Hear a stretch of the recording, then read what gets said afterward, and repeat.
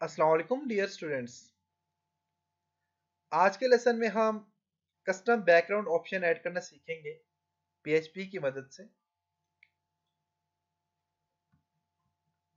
जब भी आप कोई वर्डप्रेस का थीम ऐड करते हो तो बाज़ थीम ऐसे होते हैं जिनमें बैकग्राउंड का ऑप्शन नहीं दिया हुआ था। अगर आप वर्डप्रेस के अपने जो इसके कुछ डिफ़ॉल्ट थीम होते हैं उनमें बैकग्राउंड का ऑप्शन दिया होता है, लेकिन जब भी आप कोई और थीम ऐड करते हो अपने वर्डप्रेस में तो उनमें से कुछ थीम ऐसे होते हैं जिनमें बैकग्राउंड का ऑप्शन नहीं दिया हुआ था। जैसे कि मैं यहाँ पे आपको बताता हूँ कि हमारे पास अपीयरेंस में देखें तो थीम है, कस्टमाइज है, लेकिन बैकग्राउंड का ऑप्शन नहीं है। और जब हमने फर्स्ट 20 लेसन में हमने काम किया था तो उनमें बैकग्राउंड का ऑप्शन था। उसके बाद हमने जब न्यू प्रोफेशनल एक थीम हमने इसके साथ ऐड किया है तो उसके बाद बैकग्राउंड ऑप्शन यहाँ पे नहीं रहा। तो आप पीएचपी की मदद से ये बैकग्राउंड ऑप्शन कैसे ऐड कर सकते हो, आज के लेसन में हम इस चीज़ के ऊपर डिस्कस करेंगे। तो इसके लिए आपने सबसे पहले क्या करना है कि आपने यहाँ से सी ड्राइव में जाना है, और सी ड्राइव में आपने यहाँ से जो है तो एक्सएम में जाना है। एक्सएम में आपने यहाँ से एच टी डॉक्स पे जाना है, और यहाँ से आपने वर्डप्रेस, वर्डप्रेस के अंदर है डब्ल्यू पी कॉन्टेंट्स, कॉन्टेंट्स के अंदर है थीम, थीम के अंदर है म्यूजिकल थीम। म्यूजिकल थीम के अंदर आपने यहाँ पे जो है तो जाना है जी। यहाँ से फंक्शन का ऑप्शन अगर है यहाँ पे तो देखिए फंक्शन पे आप जाए।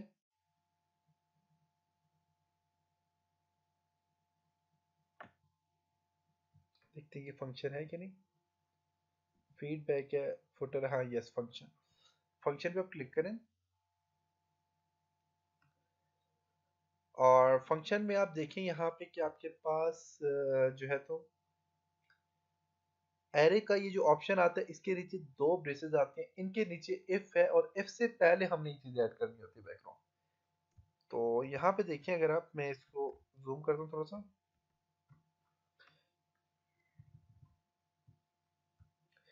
तो यहाँ पे एरे का ऑप्शन आ गया। लाइन नंबर 16 या 17 के बीच में ये आता है अक्सर एरे। और एरे के बाद आपके पास दो ब्रेसेस ऑफ हो रही हैं और इसके बाद इफ का सेक्शन जो है इससे ऊपर आपने ये चीज ऐड करनी है। इसके ऊपर आपने टाइप करना है सबसे पहले। तो सबसे पहले मैं ऐसा करता हूँ कि यहाँ पे अगर आप देखें, फिर से मैं आपको बताता हूँ, आप यहाँ से अगर आप अपीयरेंस पे जाके देखें तो यहाँ पे बैकग्राउंड का कोई भी ऑप्शन नहीं है। तो इस बैकग्राउंड के ऑप्शन को ऐड करेंगे हम। अब मैंने ऐसा करना है कि ताकि अगर इन फ्यूचर में इस पे कोई और काम करता हूँ बैकग्राउंड पे तो मुझे ताकि पता चल जाए कि मैंने कहाँ पे अपनी कोडिंग की है। तो उसके लिए आपने सबसे पहले यहाँ पे इस तरह के बैक स्लैश डालने, और डालने के बाद यहाँ पे मैं लिख देता हूँ जी कस्टम बैकग्राउंड स्टार्ट। और इसी तरह यहाँ पे मैं ऐड कर लेता हूँ जी कस्टम बैकग्राउंड एंड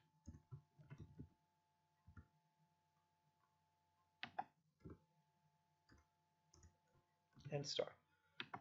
अब इसके अंदर मैंने कोडिंग करनी है। इसके अंदर कोडिंग करने के लिए सबसे पहले हमने आ, इस थीम की स्पोर्ट्स यहाँ पे देनी है। तो इस थीम को सपोर्ट देने के लिए मैं यहाँ पे ऐड करता हूँ जी ऐड। ऐड के बाद आपने यहाँ पे टाइप करना है जी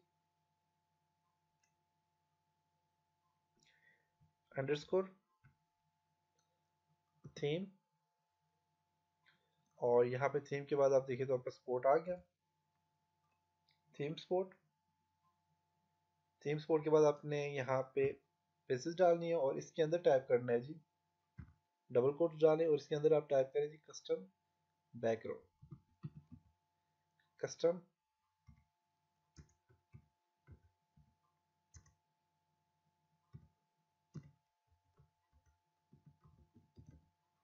बैकग्राउंड। कोटेशन मार्क्स ऑफ कर दें। फिर हमने यहाँ पे ऐड करना है जी, आपने इस तरह का एक सिंबल ये वाला डाल दें। देखते हैं कि इसके अलावा और कौन सा है जी। चलिए देखते हैं, ये आप डाल दें। डालने के बाद अब डिफॉल्ट क्या पे टाइप करें,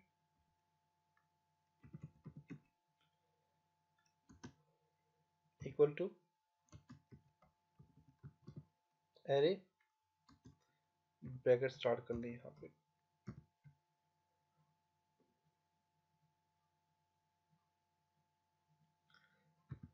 कोटेशन मार्क, और इसके अंदर अब हमने टाइप करना है जी, इसको एंटर कर लें और इसके अंदर आप यहाँ पे आपने लिखना है जी कोटेशन मार्क दें यहाँ पे डिफ़ॉल्ट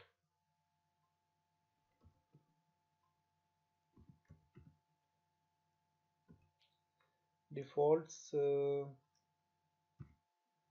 कलर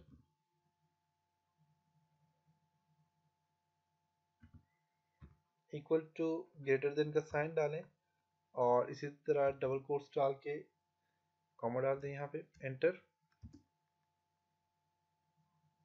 इसे आप डिफ़ॉल्ट इमेज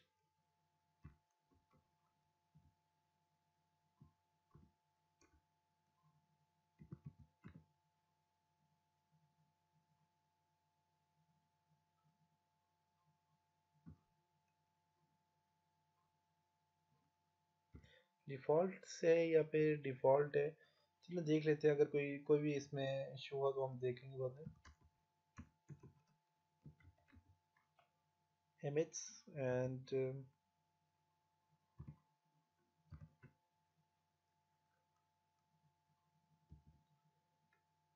कॉमा डाल दें यहाँ पे।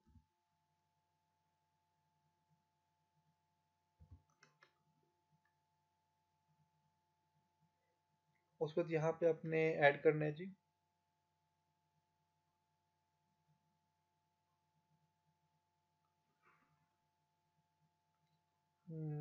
ऐड करते हैं यहाँ पे WP mean WordPress head call back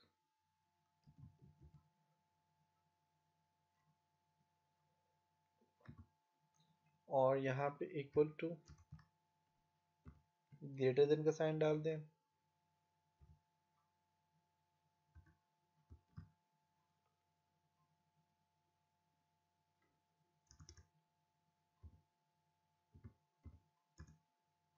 of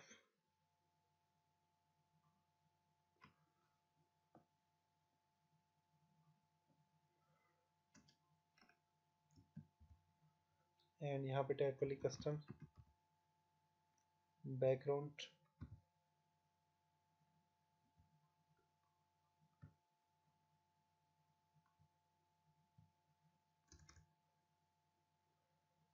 custom background और underscore CB mean custom background और comma.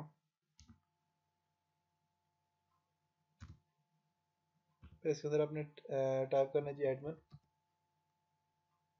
Preview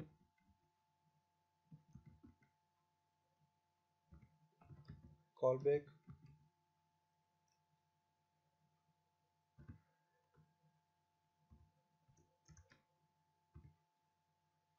equal to greater than and comma.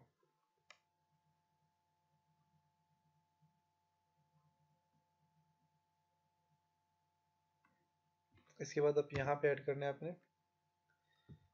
Add underscore, add के बाद underscore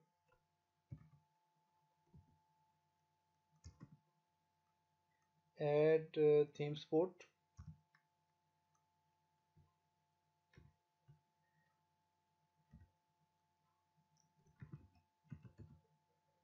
custom background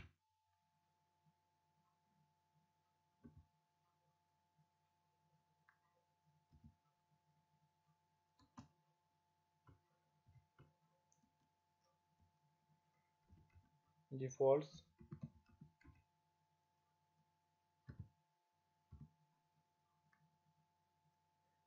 control S करके save कर लेते हैं और यहाँ पे जाके इसको रिफ्रेश करते हैं। ओके, अब आप यहाँ पे देख लें तो आप कंप्लीट कोडिंग यहाँ पे देख लें, यहाँ से लेकर यहाँ तक हमने कोडिंग की। इसको मैं कंट्रोल प्लस करके हम इसको